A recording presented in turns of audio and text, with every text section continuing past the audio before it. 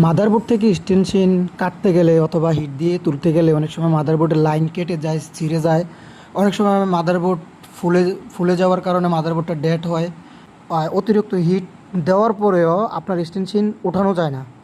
তো আপনি কি করবেন, সোল্ডার পেস্টের মাধ্যমে সুন্দরভাবে চতুর সাইডে একটু তাতালের তাতালের একটু 350 হিট দিয়ে মাধ্যমে তাতালের মাথা দিয়া সুন্দরভাবে এটারে চতুর সাইডে ভালোভাবে একটু আগের সোল্ডারটার উপরে নিউ সোল্ডার করবেন।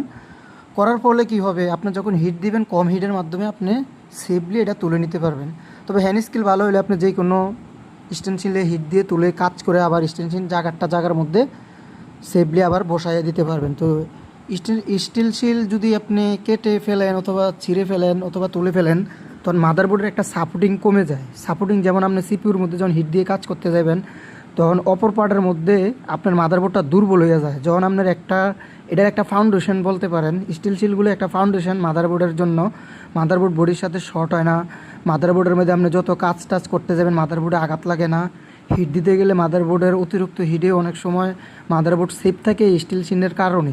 আপনি যদি পুরো মাদারবোর্ডের স্টিল শিল কেটে তুলে ফেলেন অথবা আপনি দুই একটা কাটতে পারেন, আর স্টিল শিলগুলো মার্কেটে কোনো পাওয়া যায় না আমার জানা মতে।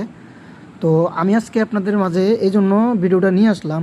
তো অনেকেই দেখি স্টিল শিল কেটে তোলেন, আমিও তুলি, মাঝে মধ্যে কেটে আমিও তুলি সময়ের অভাবে, অথবা অনেক সময় অনেক ফোন আছে এগুলো কেটে তুলি।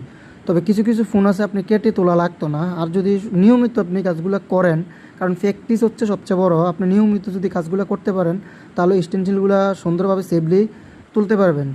কারণ আপনি স্টিল শিলটা যদি সেফলি তুলতে পারেন আবার আগের মতো করে আবার স্টিল শিলটা বসাই দিতে পারবেন। তো হিটটা কোথায় দিবেন, হিট কি আপনি মাদারবোর্ডের ওই যে পাশের থেকে দিবেন যে জায়গার মধ্যে এটা স্টিল শিল মাদারবোর্ডের সাথে অ্যাটাচড, ওই জায়গায় দিবেন না। আপনার হিটটা সবসময় হবে যে আমি এখন যে সাইড দিয়ে দিতেছি এভাবে হবে না। আমার কিন্তু এখনকার কিন্তু এটা মানে হিট কমানো, আপনাদের বোঝানোর সাথে আমি কথাগুলো বলতেছি।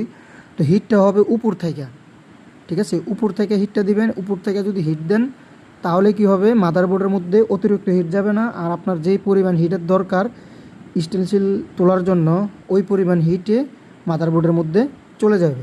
তো এভাবে যদি তুলেন আপনারা কাজগুলো ইজিলি করতে পারবেন। আর কেটে তুললে কি হয়, কেটে তুললে অনেক সময় সুন্দরভাবে কাটা যায় না, অনেক সময় বেশি কেটে ফেলা হয়, অনেক সময় কাটার পরেও মাদারবোর্ড থেকে লাইন ছিঁড়ে যায়।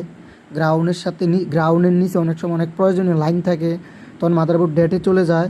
তো আসলে বিগিনাররা আর সমস্যা হয় না, যারা নতুন যারা কাজ করেন হয়তো প্যাচ বুঝেন না। সবাই সব প্যাচ বুঝবেন ব্যাপারটা এরকম না, সবার মাথায় সব কিছু ধরবে এরকম না। তো এই জন্য আমার আজকের এই ভিডিওটা। তো ভিডিওটা যদি ভালো লাগে সবাই একটু শেয়ার করে দিবেন।